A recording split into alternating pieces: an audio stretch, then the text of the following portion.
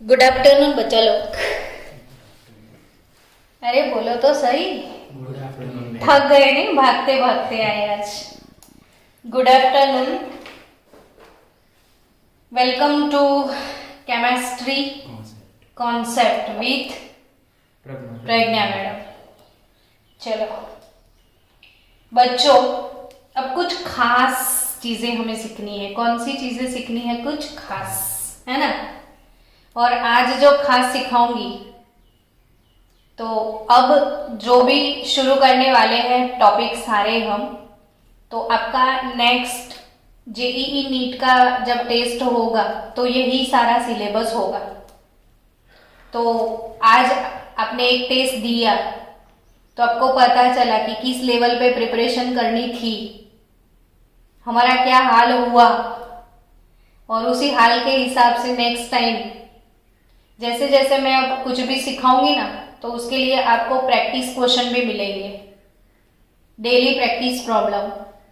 और वो daily practice problem आप करते जाना तो आपका कंसेप्ट क्लियर हो जाएगा। ठीक है, चलो अब हमारा एक्चुअल टॉपिक आज से शुरू होने वाला है।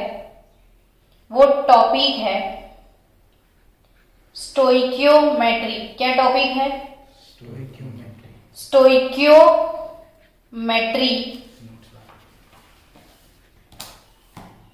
ऑफ रिएक्शन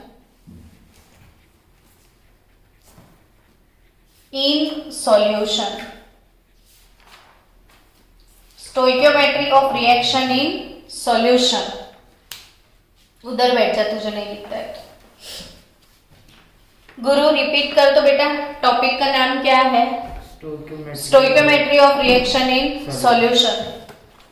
बच्चों, मैंने काफी डिटेल में एक वीडियो में सिखाया है कि सॉल्यूशन क्या है। ठीक है, वो वीडियो भी अगर आपको नहीं मिले हैं तो मुझे बता देना, मैं रिवीजन पे ये वीडियो भेज दूंगी आज फिर से। सॉल्यूशन क्या होता है एंड टाइप्स ऑफ सॉल्यूशन, ये सब टॉपिक मैंने करवा दिया है।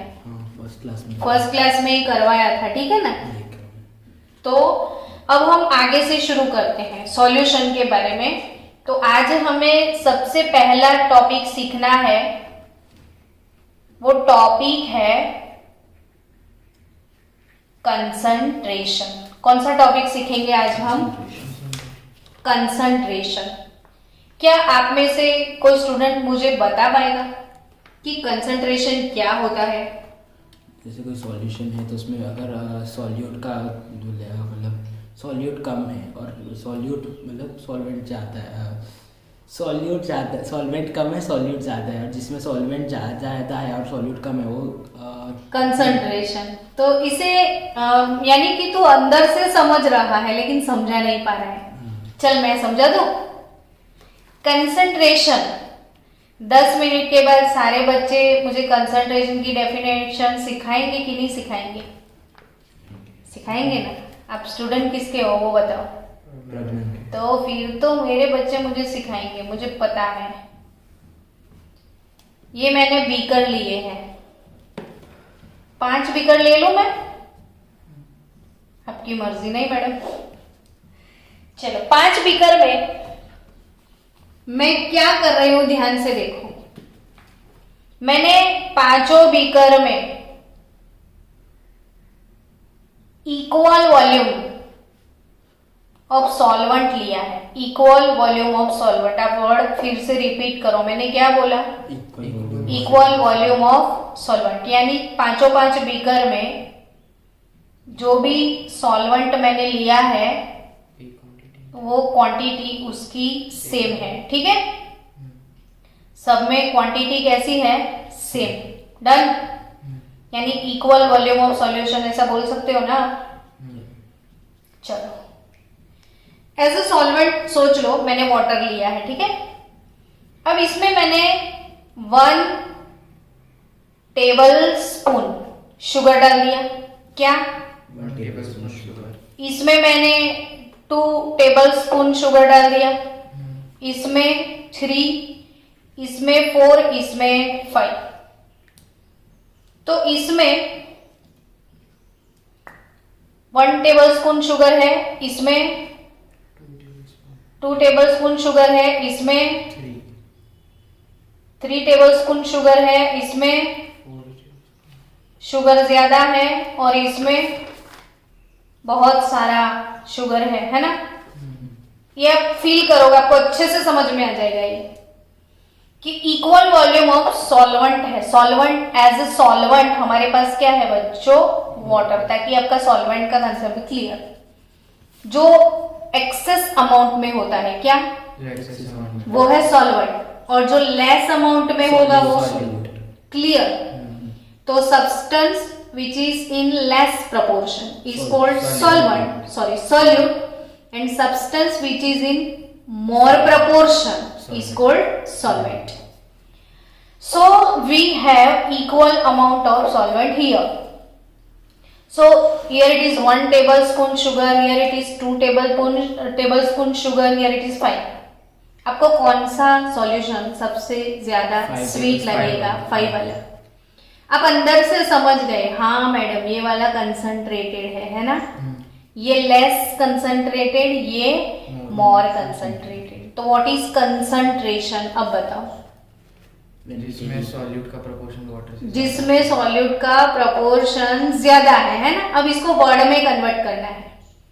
अगर आप मेरे स्टूडेंट हो और कभी भी आपको कोई रास्ते में मिल जाए और पूछे कि कंसंट्रेशन क्या है, तो फटाक से आपको आंसर देना पड़ेगा, नहीं तो फिर तो मेरा वैल्यू डाउन हो जाएगा ना। और ऐसा आप करोगे नहीं ना, मैं ही मिलूंगी रास्ते में तो, और मैं ही पूछूंगी। तो कंसंट्रेशन का डेफिनेशन आप 5 टाइम लिख देना ताकि अच्छे से प्रिपेयर हो जाए। शुगर का proportion proportion of sugar means concentration, but इसको वर्ड्स में कैसे कन्वर्ट करोगे देखो, तो अमाउंट ऑफ सॉल्यूट, ये कंप्लीट है, देख तो हाँ, कुछ हिल गया ऊपर नीचे, नहीं कंप्लीट है। हाँ। पूरा ये आ रहा है, कवर है, हाँ, पूरा। ठीक है। अमाउंट ऑफ सॉल्यूट, देखो इसमें अमाउंट ज्यादा है, इसमें अमाउंट कम है, तो amount of solute, amount of solute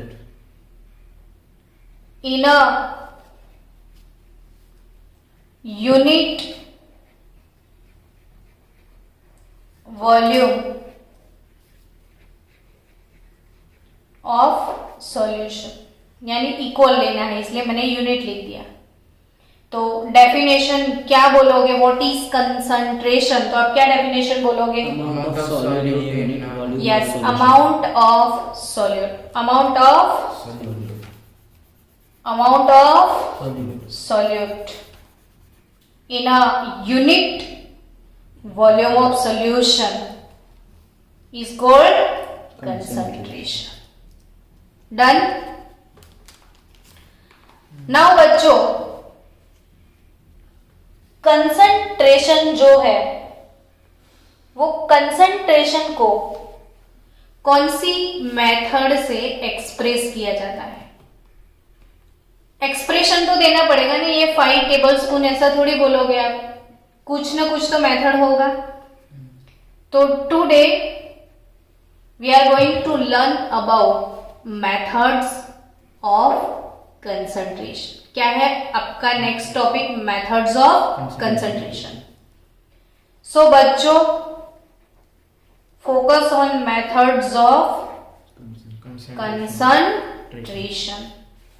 आप लोग मेरे साथ साथ नोटबुक में भी लिख रहे हो ना, कि नहीं लिख रहे हो? लिखना, हाँ, नोटबुक में साथ साथ ही लिखना। चलो, रेडी स्टडी गो।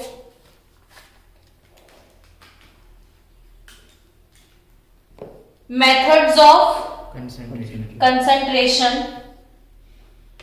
एक्चुअली हमारे पास जितनी भी मेथड है, उन मेथड को मुझे 2 कैटेगरीज में डिवाइड करना है। क्या बोला मैंने, कितनी कैटेगरी में मैं डिवाइड करने वाली हूँ, मेन टू कैटेगरीज में। वो 2 कैटेगरीज कौन सी, तो एक है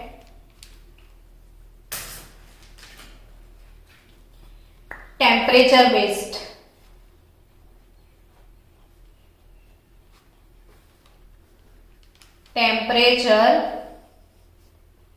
बेस्ड, और दूसरा इंडिपेंडेंट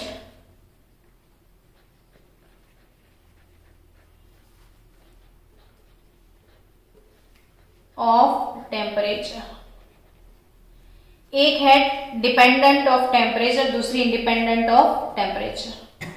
इसका मतलब समझ पा रहे हो आप, टेम्परेचर बेस का मतलब क्या होगा? जो टेम्परेचर पे बेस्ड है।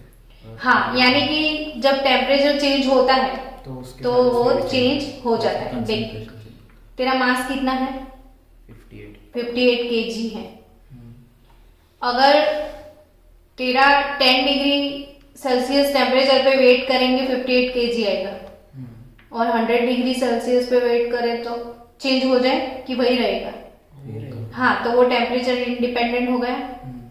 यानी जो मास होता है ना, मास, वो टेम्परेचर इंडिपेंडेंट होता है। लेकिन वॉल्यूम, आपके घर में कभी भी ऐसा सीन हुआ है कि गैस के ऊपर दूध उबल रहा है और वो तपेली से बाहर आ गया, है ना?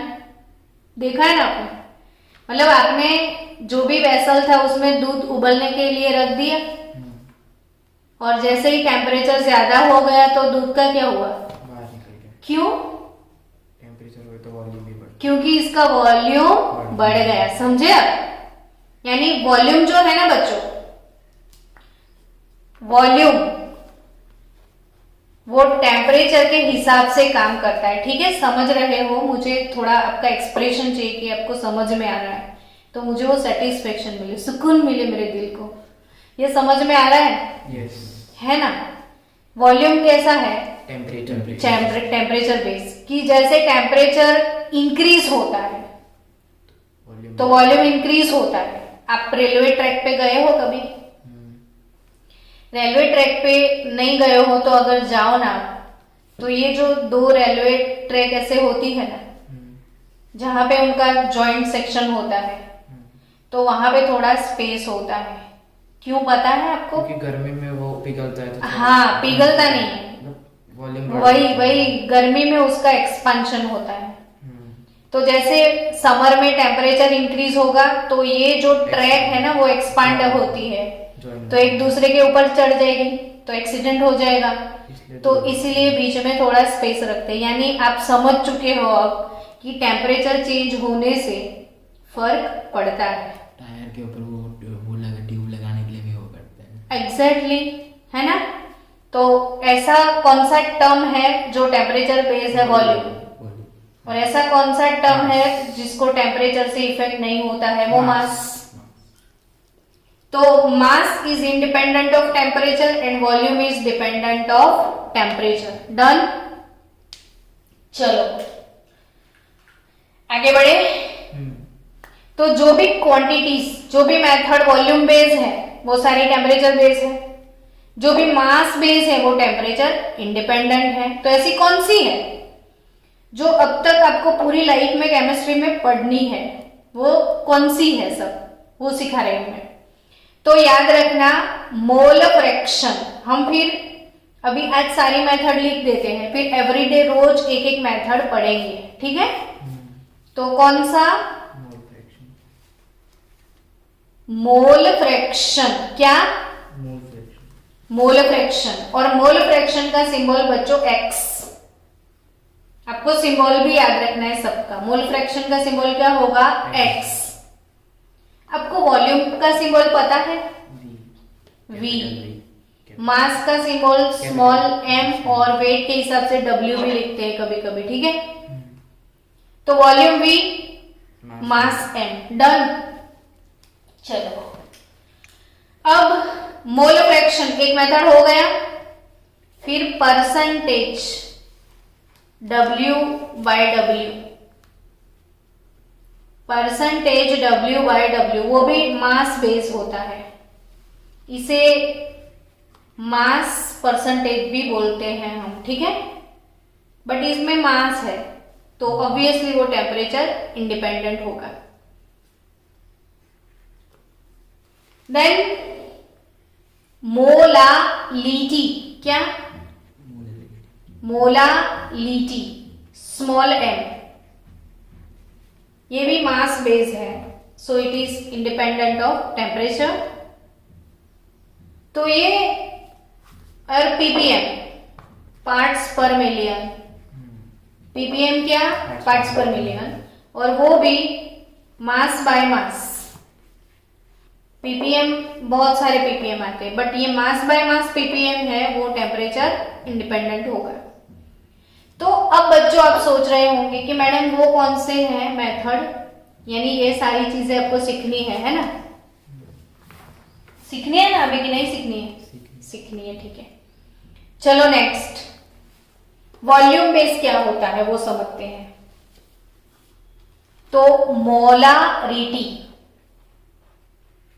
मोलारिटी, रीटी, ये लीटी है, ये रीटी है, ये कैपिटल M होता है। Molarity capital M। Normality, normality capital N। Formality capital F। Percentage W/V, percentage V/V, percentage W/V, percentage V/V, molarity, normality, formality, ppm,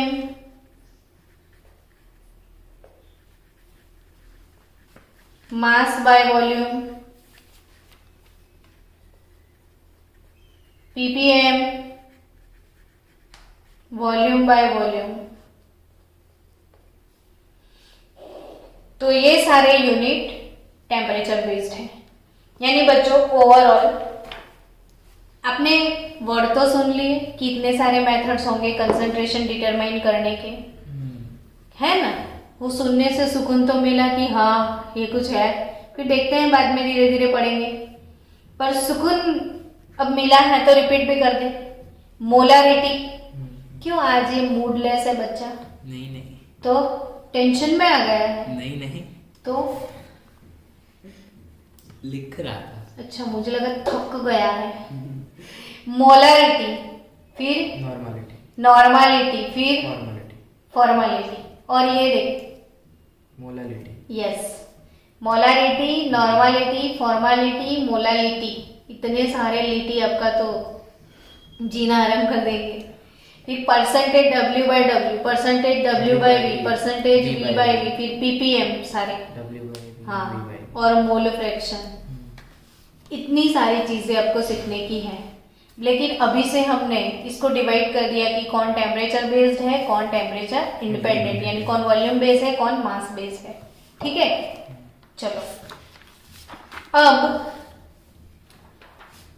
हम शुरू करेंगे आपके लिए मोलारिटी। सबसे पहला टॉपिक कौन सा सिलेक्ट किया मैडम ने? मोलारिटी। मोलारिटी, ठीक है। रेडी स्टेडी गो। आज अच्छे से मोलारिटी कर लेना। हाँ, मोल तो आपको आ गया है ना? मुझे बताओ ना मोल क्या था? मोल का सिंबल बताओ। Small N. Small N, very good.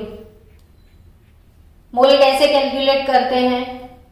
Wait upon molar mass. Weight upon molar mass, है ना? मोल आ गया ना?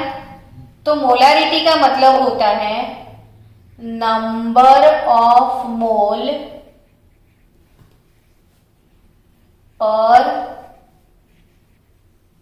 लीटर। मोलारिटी का मतलब क्या होता है? Number of mole per litre. Yes, number of mole per litre per litre यानी कैपिटल एम, मोलारिटी यानी capital M, number of mole per litre, ठीक है। यानी बच्चों ये इसका मतलब ये हुआ ना कि मोलारिटी आपको कैलकुलेट करनी है, ठीक है, मोलारिटी कैलकुलेट करनी है।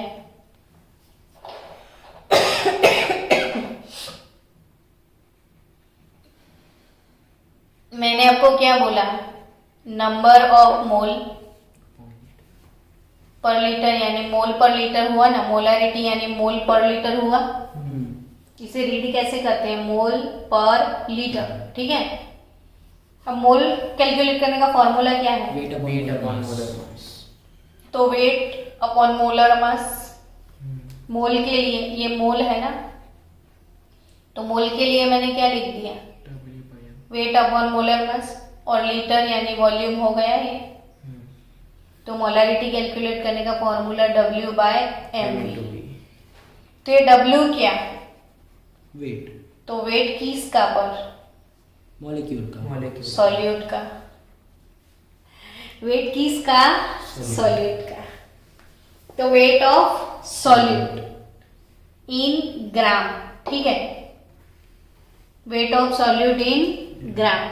m क्या होता है इधर, molar mass, molar mass, and v क्या है, volume, volume of solution in litre, volume of solution in litre.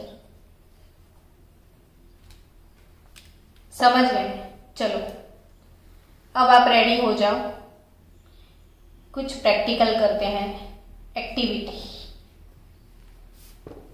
बिना एक्टिविटी के तो बच्चे कैसे सीखेंगे कुछ। चलो रेडी, एक्टिविटी के लिए कौन सा एक्टिविटी करते हैं वो सीखते हैं। चलो कि आप लैब में खड़े हो, ये एक स्टूडेंट है हमारा, ठीक है, क्या नाम रखिए इसका, राजवीर। तो ये बंदा लैब में है, आप भी इमेजिन करो, आप सब चले जाओ लैब में, चले गए। आप लोगों ने लैब देखी है, लैब देखी होगी तो ये इमेजिनेशन में आएगी, नहीं तो आएगी ही नहीं। चले जाओ लैब में, सब गए। चलो मैंने एक टास्क दिया आपको कि बच्चों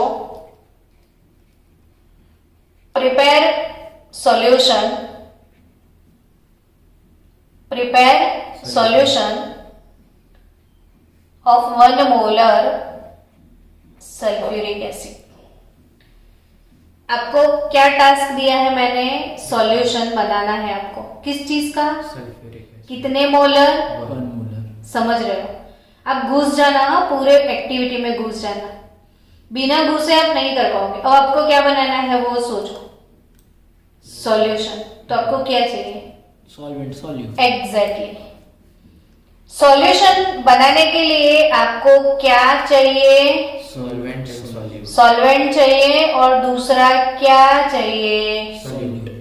सॉल्यूशन, सॉल्वेंट तो एंड सॉल्यूट है ना, मैंने सॉल्यूशन लिख दिया।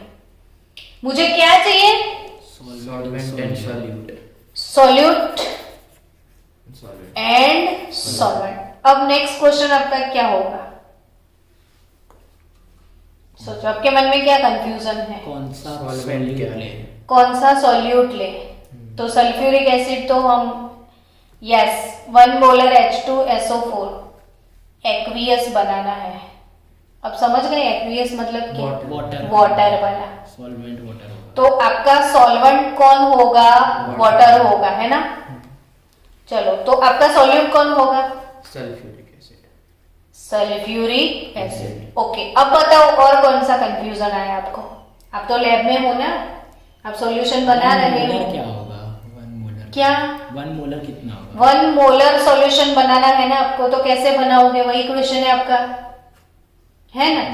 तो 1 मोलर H2SO4 कैसे बनता है, तो मोल पर लीटर। यानी अब आपका कंफ्यूजन स्टार्ट नाउ, कि मैडम सॉल्वेंट कितना लेना है, क्या पानी कितना लोगे, है ना। तो पानी आपको पक्के से 1 लीटर लेना है। कितना पानी लोगे? 1 लीटर। लेकिन एक काम करना, आपको अप टू 1 लीटर जाना है। सो आप पूरा 1 लीटर नहीं लोगे, लेस देन 1 लीटर लोगे। फिर बाद में जरूरत पड़ी तो थोड़ा पानी डाल के उसको 1 लीटर तक पहुंचा देंगे, लेकिन अभी अंदर कुछ डालेंगे तो इसका भी लेवल अप जाएगा ना। तो हम कितना पानी लेंगे? 1 लीटर से कम। 1 लीटर से कम, ठीक है। चलो, अब मैंने 1 लीटर से कम पानी ले लिया। अब मुझे क्या डालना है अंदर? Sulphuric acid. पर कितना ग्राम? पानी 1 लीटर लिया है तो ये कितना? 1 तो ये 1 क्या, सल्फ्यूरिक एसिड का 1 क्या पर? मोल। 1 मोल, समझे। तो 1 मोलर H2SO4 का मतलब होता है 1 मोल H2SO4 in 1 litre. 1 molar H2SO4 का क्या मतलब होता है? 1 मोल इन 1 litre. 1 mole H2SO4 in 1 litre. Done. तो 1 लीटर में कितना डालोगे? ऐसा बोल दिया आपने 1 मोल, लेकिन 1 मोल कितना होता है? 6 एवोगैड्रोस नंबर। नहीं, हमें तो इसका ग्राम अमाउंट लेना है ना, तो थोड़ी पार्टिकल कैलकुलेट करके अब डालोगे। तो 1 मोल सल्फ्यूरिक एसिड, 1 मोल H2SO4 कितना ग्राम लेना है? कौन बताएगा? मीटिंग में आंसर ढूंढो बच्चों, कम ऑन, मुझे आंसर चाहिए। 1 मोल सल्फ्यूरिक एसिड यानी मुझे कितना ग्राम लेना पड़ेगा? अच्छा हाँ, मोलर मास निकाल। किसी ने आंसर दिया? हार्दिक किधर गया? 12 ग्राम कैसे? 24 कैसे? एस कितना होता है भाई बता। 32 होता है। एस H2 तो H2 1 मोल सल्फ्यूरिक एसिड यानी बच्चों उसका मोलर मास क्या? तो H2SO4 का मोलर मास, हाइड्रोजन का 1, 100 सल्फर का 32, 100 ऑक्सीजन का 16, 98 ग्राम आएगा। 98 तो 1 मोल सल्फ्यूरिक एसिड कितना होता है? 98 98 ग्राम होगा। तो बच्चों आपको इसमें कितना सल्फ्यूरिक एसिड डालना है? 98 ग्राम सल्फ्यूरिक एसिड डालोगे, 1 लीटर पानी में लेवल आ पाएगा और पूरा लेवल आपको सेट करना है ऑल टुगेदर 1 लीटर। समझ गए? तो आपको पानी 1 लीटर लेना था और आपने कितना मोल डाल दिया? 1 मोल। फिर स्टर कर दिया तो ये बन गया सॉल्यूशन। अब ये जो सॉल्यूशन आपका बन गया ना, उस सॉल्यूशन का जो कंसंट्रेशन, हाँ, ये सॉल्यूशन का कंसंट्रेशन कितना हो गया? 1 मोलर। समझ में आया? कितना हो गया? 1 मोलर। चलो अब मैं नेक्स्ट, हमें बनाना है 2 मोलर H2SO4। ये जो मैंने लिखा है ना 2 कैपिटल M H2SO4, उसे अब क्या रीड करोगे? 2 मोलर। 2 मोलर। क्या रीड करोगे? 2 मोलर। अब आपको रेडी, फिर से लैब में चले जाओ। आई थिंक अब तो अब मुझे बता दोगे कि हमें सॉल्यूशन बनाना आ गया है, यस और नो? यस। चलो सबसे पहला मेरा प्रॉब्लम, मुझे क्या लेना पड़ेगा? सॉल्यूट लेना पड़ेगा। फिर मुझे क्या लेना पड़ेगा? सॉल्वेंट। सॉल्यूट मुझे कितना लेना है? सॉल्वेंट कितना लेना है ये बताओ। चलो 2 लीटर। 2 लीटर तक लेना है, ठीक है। पूरा सॉल्यूशन 2 लीटर तक होना चाहिए। तो आप लेस देन 2 लीटर पानी डालोगे। चलो पानी ले लो ताकि आपको सुकून मिले कि हाँ पानी ले लिया मैडम ने। अब सिर्फ डालना है आपको क्या?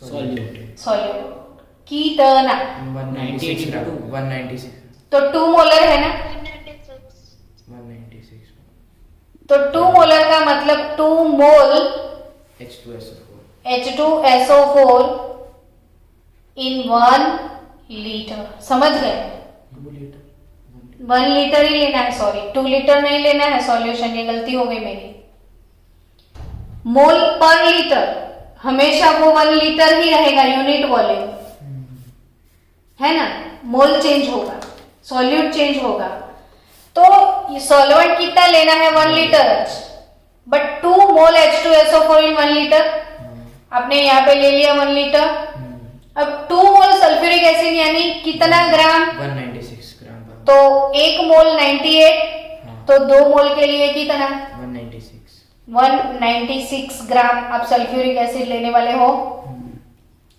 चलो इसमें डाल दो 196 ग्राम सल्फ्यूरिक एसिड ये आपकी 9th की टेक्स्ट बुक में इसके सम्स है हाँ ये 9th का सिलेबस है नहीं कि 11th का तो आपको 9th की टेक्स्ट बुक के हिसाब से मैं सिखा रही हूँ 9th की एनसीईआरटी हाँ ये 9th की एनसीईआरटी का पूरा टॉपिक मैंने अभी कुछ भी 11th का नहीं सिखाया सब 9th का ही सिखाया है तो ये 2 मोलर सल्फ्यूरिक एसिड है तो 2 मोल सल्फ्यूरिक एसिड इन 1 लीटर ठीक है 2 मोल H2SO4 इन 1 लीटर हो गया है सॉल्यूशन रेडी तो मुझे ये बताओ ना बच्चों कि मैं 5 मोलर H2SO4 कैसे बनाने वाली हूँ 5 सल्फ्यूरिक एसिड के सॉल्यूट 5 नहीं लेंगे 5 मोल लेंगे 5 mole sulphuric acid in 1 liter yes 5 mole H2SO4 in 1 litre ठीक है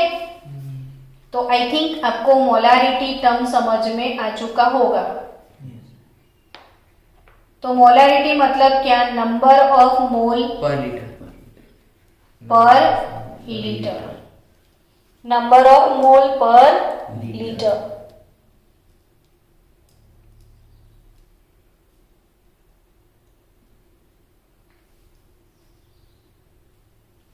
चलो इसका डेफिनेशन लिख दो आप कि 1 लीटर क्योंकि घर पे पढ़ने के लिए डेफिनेशन चाहिए आपको 1 litre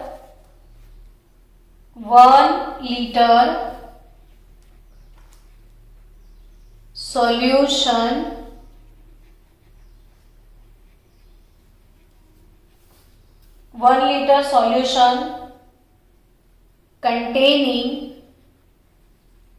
1 gram mole 1 liter solution containing 1 gram mole of a solute is called 1 molar solution यानी 1 लीटर में 1 मोल समझ गए क्या समझे बोलो 1 लीटर में 1 मोल मीटिंग देख एंड तो नहीं हो गई रीस्टार्ट कर ले स्टार्ट मीटिंग हाँ हो गया कि नहीं हो रहा कनेक्टिंग हो गया आ गए सब लोग वीडियो स्टार्ट कर देते ओके हाँ आ गए सब आ गए ना सब लोग बच्चों आ गए सब लोग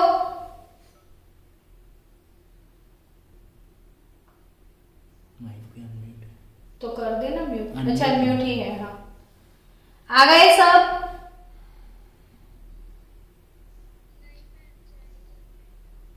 चार ही जने हैं ऊपर से वो मीटिंग अनलॉक करना पड़ेगा ना रुक चलो ये आया ना समझ में 1 मोलर मतलब क्या 1 mole 1 mole in in 1 liter 1 litre चलो अब इसका क्वेश्चन हम सॉल्व करते हैं ठीक है कि मोलारिटी कैसे कैलकुलेट करनी है आपको इसके क्वेश्चन सॉल्व करने हैं हमें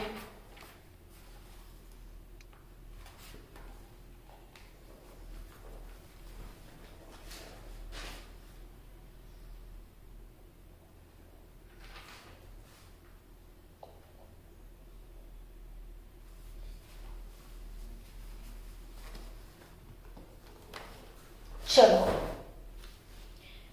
question number 1, what is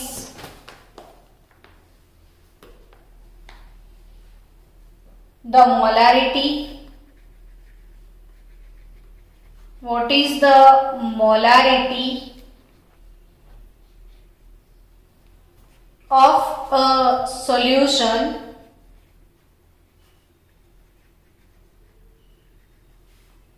containing 6.3 gram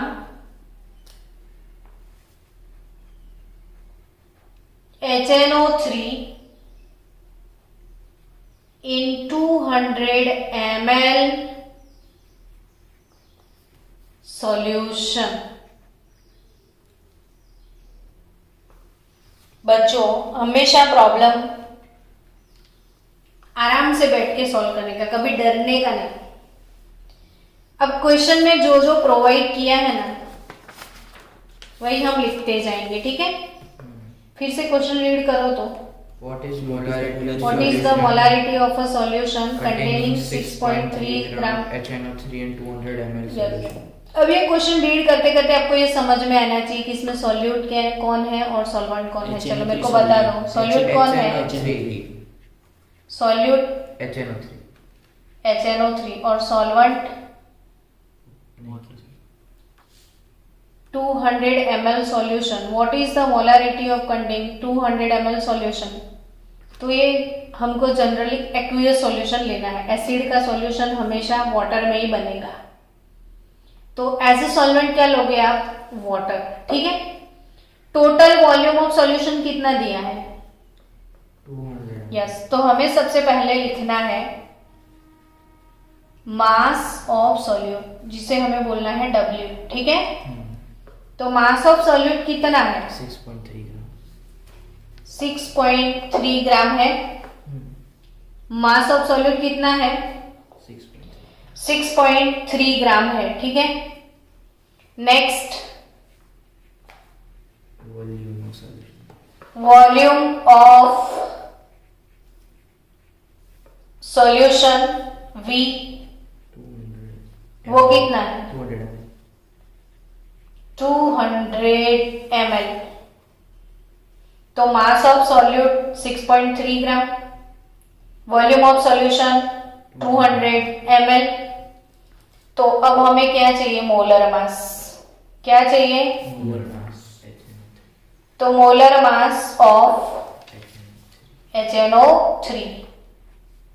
तो हाइड्रोजन का 1, नाइट्रोजन का 14, ऑक्सीजन का 16, 63 ग्राम पर मोल इसका मोलर मास आ गया। चलो अब क्या कैलकुलेट करना है ये वाले क्वेश्चन में आपको? मोलारिटी। चलो मोलारिटी का फॉर्मूला बताओ। Weight of solute upon molar mass into volume. हाँ, वेट ऑफ सॉल्यूट इन ग्राम, ठीक है, upon molar mass into volume, upon molar mass into volume in litre volume of solvent solution in litre. Solvent नहीं, इधर क्या लिखना है? Solution. चलो weight of solute G कितना ग्राम है? बोलो वेट ऑफ सॉल्यूट 6.3 ग्राम है। मोलर मास ऑफ सॉल्यूट कितना है? 63। और वॉल्यूम ऑफ सॉल्यूशन 200 ml है, तो इसका लीटर करना पड़ेगा ना। 0.2 तो 200 अपॉन 1000 करोगे तो आपको लीटर मिल जाएगा। तो ये कट हो गया, 2/10 आएगा। तो इधर मैं 2 और 10 को ऊपर डाल दूं, यानी ये 63 है, 6.3 है ना। अपने इतना मैथ सीखा है ना, 6.3 को आप ऐसे लिख सकते हो ना, 63/10। फिर से अपॉन में भी 63 है, ऊपर वाला 10 और ये 2, तो ये कट हो गया, ये कट हो गया, बचा 1/2 ओनली। तो 0.5 मोलर। 1/2 यानी कितना मोलर? 0.5 मोलर। ठीक है, चलो अब मैं आपको दूसरा क्वेश्चन दूं, करोगे आप? यस। चलो लिखो, find the molarity, find the molarity of a solution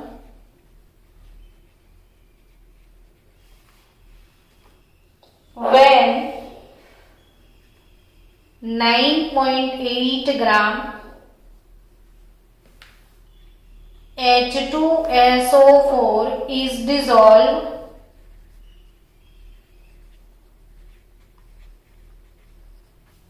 in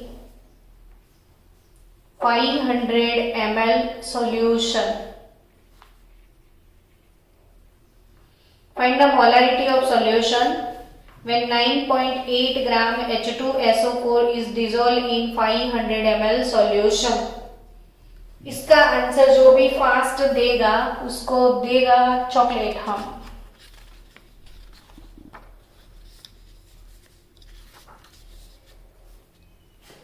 0.2 molar. 0.2 molar. Yes, very quick answer. 0.2 molar. तूने सब लिखा अच्छे से ऐसे सब कुछ? हाँ, ये नहीं लिखा, ये वाली आदत डालो।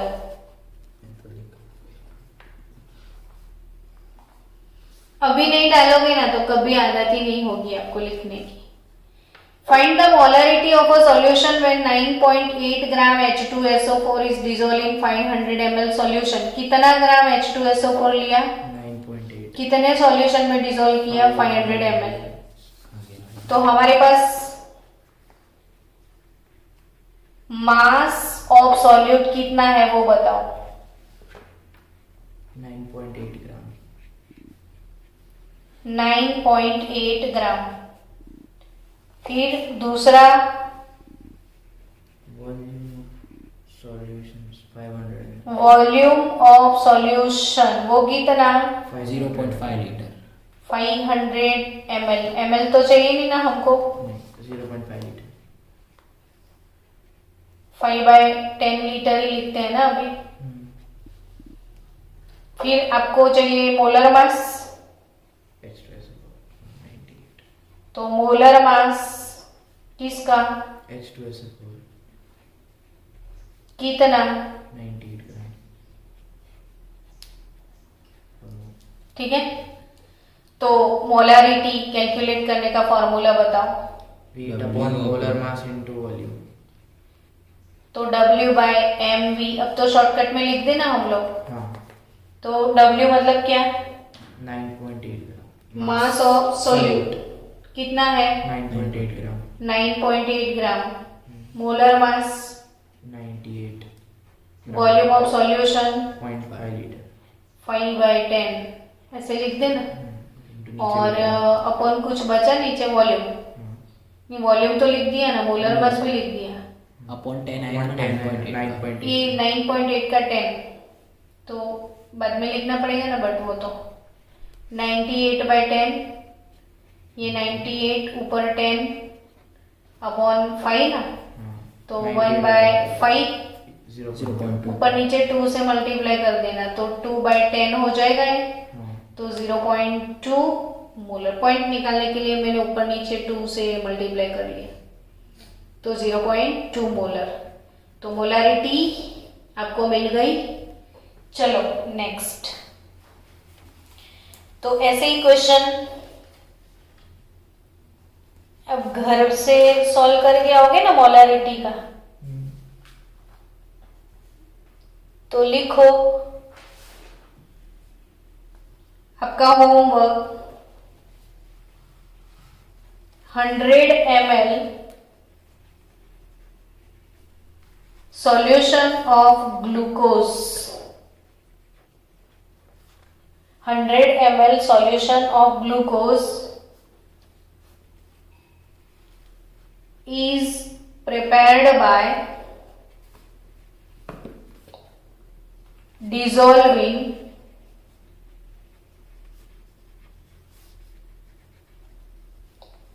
1.8 gram glucose. Find its molarity. बच्चों ग्लूकोज का फॉर्मूला आपको पता होना चाहिए. C6H12O6. तो ग्लूकोज का फॉर्मूला आप प्रिपेयर कर लेना. देखा ना आपने, अपना वो समझ में आया. डायरेक्ट ही सब्सटेंस पूछते हैं. तो ग्लूकोज का फॉर्मूला C6H12O6.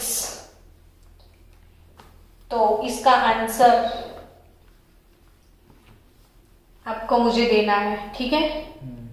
नेक्स्ट लेक्चर तक दोगे ना answer.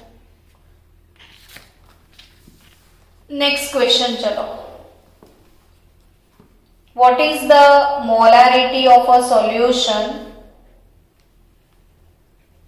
What is the molarity? ओ हमने वीडियो चालू किया है, देख तो. हाँ. What is the molarity of a solution which contain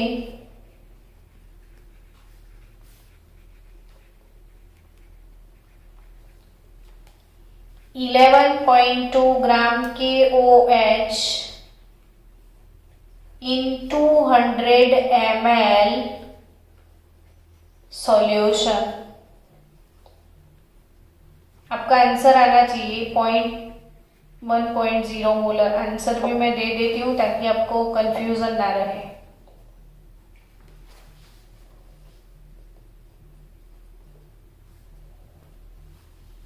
and next question लिख दो. How many litres of solution? How many litres of solution can be prepared? Can be prepared by dissolving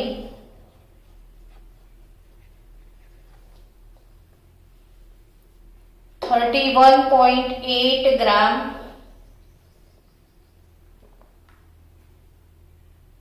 sorry 318 ग्राम. हो 31.8 ग्राम नहीं, 3. Ma'am आपके phone की battery low. हाँ ये charger डाल दे. 318 ग्राम. अभी तो वैसे भी 1 मिनट ही है. Na2CO3 to make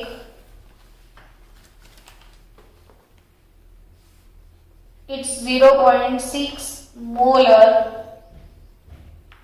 solution. तो आपका आंसर आएगा 5 लीटर. तो इतने क्वेश्चन आप सॉल्व करके लाना घर से, ठीक है. क्लियर ना? तो कल हम वो टेस्ट पेपर के डाउट सॉल्व करेंगे. कल का हमारा डाउट सॉल्यूशन सेशन होगा.